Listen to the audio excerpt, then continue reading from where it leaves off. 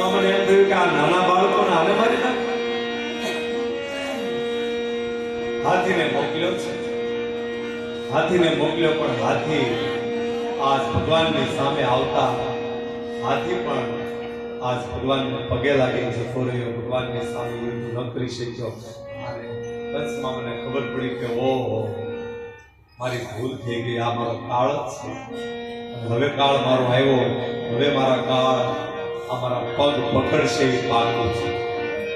અને કાળ આવ્યો ને પછી તો હારાને ખબર પડે કે હવે કાળ આવે પછી તો બહુ તકલીફ થાય છે. કોને કહેવાય કાળ આવ્યો? અમારે સુભાષિત સાર એમ કહે છે